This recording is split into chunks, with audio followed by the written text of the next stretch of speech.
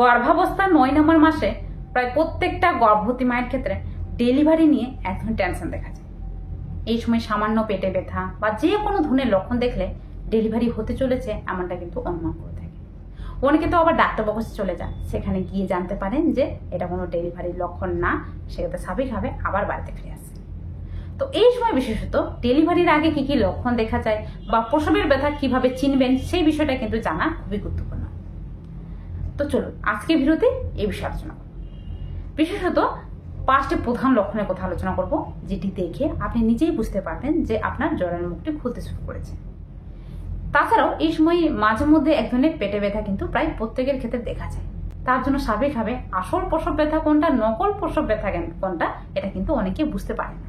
তো সেক্ষেত্রে এই বিষয়েও কিন্তু পুরো ডিটেলসলি ভাবে আলোচনা করব। চলুন অবশ্যই ভিডিওটি স্কিপ না করে শেষ পর্যন্ত দেখুন, আশা করি অনেকটাই হেল্পফুল হবে। এবং ভিডিওটি যদি ভালো লেগে থাকে অবশ্যই একটা লাইক, কমেন্ট, শেয়ার করে আমার চ্যানেলটিকে সাবস্ক্রাইব করে আমার পাশে থাকবেন। চলুন ভিডিও বেশি যাচ্ছে। যারা প্রথমবার প্রেগনেন্ট রয়েছেন তাদের ক্ষেত্রে এই ধরনের টেনশনটা কিন্তু বেশ দেখা যায়। বিশেষত প্রেগনেন্সির 9 নম্বর মাসে ডেলিভারি কখন হবে, কিভাবে বুঝবো, এটা কিন্তু বেশ থাকে। তো বলে দিই যে প্রেগনেন্সির 9 নম্বর মাসে 1 সপ্তাহ পরে মানে 37 সপ্তাহ থেকে 40 সপ্তাহের মধ্যে ডেলিভারি কিন্তু যে কোনো সময় হতে পারে। তবে কারো কারো ক্ষেত্রে এমনটাও হতে পারে 40 সপ্তাহের 1 সপ্তাহ পরে বা 2 সপ্তাহ পরে কিন্তু ডেলিভারি হতে দেখা যায়। তবে আপনার ক্ষেত্রে ডেলিভারি যখনই হোক না কেন, ডেলিভারির আগে বিশেষ কিছু লক্ষণ খুব স্পষ্টভাবে লক্ষ্য করা যাবে, যেটা দেখে আপনি নিজেই বুঝতে পারবেন যে আপনার ডেলিভারির সময় চলে এসছে বা আপনার বাচ্চার জন্মের সময় কিন্তু চলে এসছে।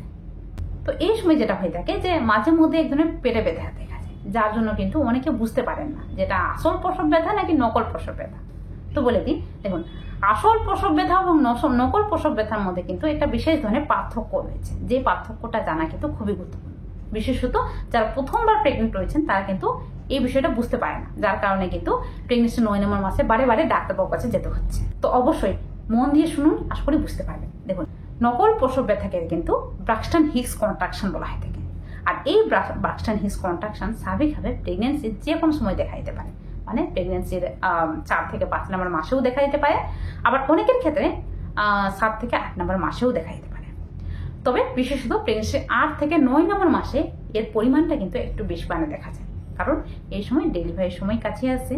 সেক্ষেত্রে স্বাভাবিকভাবে এই যে ব্রাক্সটন হিক্স কন্ট্রাকশন বা নকল প্রসব ব্যথা, সেটা কিন্তু স্বাভাবিকভাবে পুরো বডিকে আস্তে আস্তে করে ডেলিভারির জন্য প্রস্তুত করে, যার কারণে মাঝে মধ্যে তল পেটে ব্যথা হওয়া কিন্তু দেখা দিতে পারে। তবে এই ব্যথাটা কিভাবে চিনবেন, দেখুন এই ব্যথাটা স্বাভাবিকভাবে আসবে আবার চলে যাবে, মানে এই ব্যথাটা তীব্রতাও বাড়বে না, ব্যথাটা যেমন ভাবে এসছে ঠিক সেমন ভাবেই কিন্তু চলে যায়। আপনার পজিশন চেঞ্জ করলে বা আপনি ঠিকঠাক ভাবে হাঁটাচলা করলে ব্যথাটা নিজে নিজে চলে যায়। আর এই ব্যথাটা স্বাভাবিকভাবে আপনার তল পেটের জায়গাটিতে বেশি দেখা দেবে। তাছাড়াও এই ব্যথাটা কিন্তু আর কোনো জায়গায় অনুভূত হয় না। কিন্তু আসল প্রসব ব্যথা শুধুমাত্র প্রেগনেন্সির একটা সময় দেখা দেবে, যখন আপনার ডেলিভারির সময় কাছে আসবে। আর এই প্রসব ব্যথাটি স্বাভাবিকভাবে প্রথমের দিকে হালকাভাবে আসবে, তারপরে যতটা সময় যাবে ব্যথার পরিমাণ আস্তে আস্তে করে বাড়তে থাকবে, মানে ব্যথার তীব্রতা বাড়তে থাকবে। আর ব্যথাটা কিন্তু প্রথমের দিকে আসলো আবার চলে গেল, আবার কিছুক্ষণ পরে আসলো, মানে 5 মিনিট পরে আসলো বা 10 মিনিট পরে আসলো ব্যথাটা, আবার কিছুক্ষণ পরে চলে গেল, আবার 10 মিনিট পরে আসলো।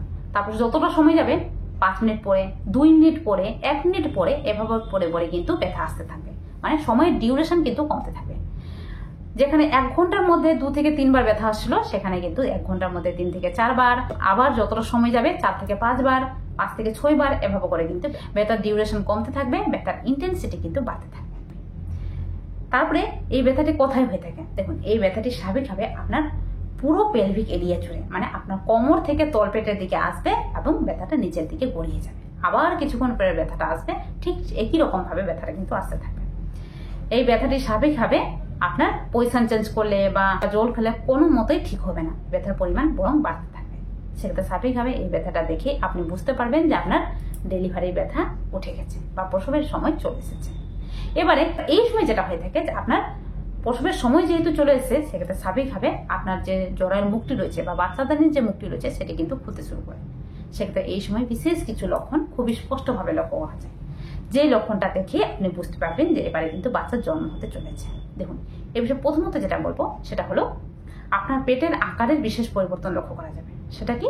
সেটা হলো আপনার পেটটা আগে যেখানে পুরো গোল টাইপের ছিল, এখন কিন্তু নিচের দিকে বেশি ভারী অনুভূত হবে এবং নিচের দিকে বেশি ঝোলানো অনুভূত হবে, উপরের দিকে খালি খালি অনুভূত হবে। এটা কেন হয়ে থাকে? এটা হওয়ার কারণ হলো এই সময় বাচ্চা কিন্তু আস্তে আস্তে নিচের দিকে ড্রপ করতে শুরু করে, মানে নিচের দিকে নামতে শুরু করে। সেক্ষেত্রে স্বাভাবিকভাবে উপরের দিকে খালি হয়ে যায় এবং বাচ্চা কিন্তু নিচের দিকে পেলভিক বোনে কিন্তু প্রবেশ করতে শুরু করে, যেটাকে লাইটেনিং বলা হয় থাকে। এবারে যখনই বাচ্চা নিচের দিকে নামতে শুরু করেছে, সেক্ষেত্রে স্বাভাবিকভাবে এই সময় আপনার যোনিপথ থেকে এক ধরনের সালসাপ দেখা দেবে, যেটাকে মিউকাস প্লাগ বলা হয়। সাধারণত প্রেগনেন্সিতে কম বেশি সালসাপ প্রত্যেকের ক্ষেত্রে দেখা যায়, যেটা এক ধরনের চেটচেটে টাইপের থাকে এবং স্বচ্ছ কালারের থাকে। কিন্তু এই সময় যে সালসাপটা দেখা যাবে বা মিউকাস প্লাগটা দেখা যাবে, সেটা কিন্তু একটু অন্যরকম থাকবে। মানে এই মিউকাস প্লাগটি স্বাভাবিকভাবে গাঢ় থকথকে টাইপের থাকবে এবং এর যে কালার থাকবে সেটা কিন্তু স্বাভাবিকভাবে এক ধরনের পিঙ্কিশ টাইপের বা হালকা ব্রাউনিশ টাইপের, মানে লালাভও একটু আভাস থাকবে। এটা কেন বের হয়ে থাকে? দেখুন, আপনার বাচ্চাদানের যে মুখটি রয়েছে, এই বাচ্চাদানের মুখে কিন্তু এই মিউকাস প্লাগটি পুরো প্রেগনেন্সিতে ছিপির মতো আটকে রয়েছে, যাতে বাচ্চাদানের ভিতরের দিকে কোনো ধরনের ইনফেকশন বাইরে থেকে প্রবেশ করতে না পারে এবং বাচ্চাও যাতে ভালো থাকতে পারে। সেক্ষেত্রে এই সময় যেহেতু বাচ্চা নিজের দিকে নামতে শুরু করেছে এবং পুরোপুরি প্রেশার দিচ্ছে, সেক্ষেত্রে প্রেশারের জন্য কিন্তু মিউকাস প্লাগটি বেরোতে শুরু করবে। তৃতীয়ত হলো, এই সময় হঠাৎ করে দেখতে পাবেন যে জল ভেঙে যাওয়ার লক্ষণ দেখা দিচ্ছে, মানে আপনার যোনিপথ থেকে এক ধরনের ওয়াটার লিকেজ হচ্ছে। এই ওয়াটারটি স্বাভাবিকভাবে স্বচ্ছ কালারে থাকবে, কোনো ধরনের দুর্গন্ধ থাকবে না এবং এর কালারও কিন্তু কোনো রকম পরিবর্তন হবে না। কিন্তু এর কালার যদি গাঢ় হলুদ টাইপের বা কালো টাইপের থাকে, সেক্ষেত্রে অবশ্যই ডাক্তার বোঝাবে। কারণ এক্ষেত্রে অনেক সময় যেটা হয় যে বাচ্চা পটি করে দেয়, সেক্ষেত্রে সেই পটিযুক্ত জল যদি বাচ্চা খেয়ে নেয়, বাচ্চার ক্ষতি হতে পারে। তো অবশ্যই এই জলের কালারটি কিন্তু লক্ষ্য রাখবেন। এবারে আরেকটা যে বিষয়টা বলবো, সেটা হলো প্রেগনেন্সির 37 উইকের পরে যদি জল ভাঙে, সেটা কিন্তু পুরোপুরি স্বাভাবিক, সে ব্যথা উঠুক চায় না উঠুক। কিন্তু 37 উইকের যদি আগে কোনো সময় জল ভেঙে যায়, সেক্ষেত্রে স্বাভাবিকভাবে প্রিমেচিওর রাপচার অফ মেমব্রেন, এর মানে সময়ের আগে ডেলিভারি হওয়ার লক্ষণ। সেক্ষেত্রে স্বাভাবিকভাবে প্রিমেচিওর বেবি বার্থ হওয়ার চান্স। সেক্ষেত্রে অবশ্যই যত তাড়াতাড়ি সম্ভব ডাক্তার বোঝাবেন, কারণ জল ভেঙে গেলে বাচ্চার গর্ভের মধ্যে জলের অভাব ঘটবে। এক্ষেত্রে বাচ্চার ইনফেকশন হয়ে যাওয়া, বাচ্চার কিন্তু শ্বাস নিতে কষ্ট হয়, এমনটা কিন্তু সমস্যা হতে পারে। সেক্ষেত্রে স্বাভাবিকভাবে জল যদি আগে ভেঙে যায়, সেক্ষেত্রে ডাক্তার বোঝাবেন। এমনকি জল যদি 37 উইকের পরেও ভাঙে এবং ব্যথা যদি না ওঠে, সেক্ষেত্রেও ডাক্তার বোঝাবেন। কারণ জল ভাঙার 4 থেকে 5 ঘন্টার মধ্যে প্রায় অনেকের ক্ষেত্রে ব্যথা উঠে যায় এবং নর্মাল ডেলিভারির মাধ্যমে বাচ্চা জন্ম নেয়। কিন্তু আপনার ক্ষেত্রে যদি ব্যথা না উঠে থাকে, সেক্ষেত্রে যেটা হবে যে সিজারের মাধ্যমে বাচ্চাকে কিন্তু বাইরে বের করতে হবে, কারণ এক্ষেত্রে বাচ্চার কিন্তু ক্ষতি হতে পারে। তো অবশ্যই বিষয়টি খেয়াল রাখবেন। তাছাড়াও এই সময় আপনার ক্ষেত্রে যদি ডেলিভারি ব্যথা উঠে যায়, তাহলে বুঝে নিন যে আপনার ডেলিভারির সময় চলে এসেছে। তবে টেনশনে পড়বেন না। এই সময় যেটা হয়ে থাকে যে অনেকে টেনশনে পড়ে যায়, এবারে কিন্তু বাচ্চা জন্ম আর কিছুক্ষণের মধ্যে হবে। দেখুন, এই সময় যেটা হয়ে থাকে যে আপনার ব্যথা ওঠার সঙ্গে সঙ্গে বাচ্চা যে জন্ম হয়ে যায়, তেমনটা হয় না। ব্যথার তীব্রতা বাড়ার সঙ্গে সঙ্গে আপনার যে জরায়ের মুখ, সেটা কিন্তু খুলতে শুরু করে। সেক্ষেত্রে স্বাভাবিকভাবে জরায়ের মুখটি প্রথম দিকে 1 সেন্টিমিটার, 2 সেন্টিমিটার, এভাবে করে করে কিন্তু 10 সেন্টিমিটার পর্যন্ত খুলে। তো এটা হতে কিন্তু বেশ কিছুটা সময় লাগে। কারো ক্ষেত্রে 6 ঘন্টা, কারো ক্ষেত্রে 12 ঘন্টা, কারো ক্ষেত্রে 18 ঘন্টা, কারো ক্ষেত্রে 24 ঘন্টা পর্যন্ত সময় লাগতে পারে। যাদের ক্ষেত্রে দ্বিতীয় প্রেগনেন্সি রয়েছে, তাদের ক্ষেত্রে আগে হতে পারে। যাদের ক্ষেত্রে প্রথম প্রেগনেন্সি রয়েছে, তাদের ক্ষেত্রে একটু পরেই হয়ে থাকে। তো অবশ্যই এই বিষয়ে টেনশনে পড়বেন না। তবে যখনই জরায়ের মুখটি 10 সেন্টিমিটার পর্যন্ত খুলে যায়, তখনই কিন্তু আপনাকে ডেলিভারি রুমে নিয়ে যাওয়া হয় এবং নর্মাল ডেলিভারির মাধ্যমে বাচ্চা জন্ম হয় থাকে। সেক্ষেত্রে এই সময় পুরোপুরি স্ট্রেস ফ্রি থাকুন এবং এই সময় আপনি যতটা ধৈর্য ধরে থাকবেন, যতটা পজিটিভভাবে থাকবেন, বাচ্চার ডেলিভারি কিন্তু তত সুন্দরভাবে হবে। তো আশা করি আজকের ভিডিওটি প্রচুর হেল্পফুল হয়েছে প্রত্যেকটা মায়েদের জন্য। তার জন্য বেশি বেশি করে শেয়ার করুন, যাতে প্রত্যেকের ক্ষেত্রে হেল্প হতে পারে। এবং ভিডিওটি যদি ভালো লেগে থাকে, অবশ্যই আমার চ্যানেলটিকে সাবস্ক্রাইব করে আমার পাশে থাকুন। দেখা হবে আরেকটি নতুন ভিডিওতে। আজকের জন্য টাটা। সবাই ভালো থাকবেন, সুস্থ থাকবেন, সাবধানে থাকবেন।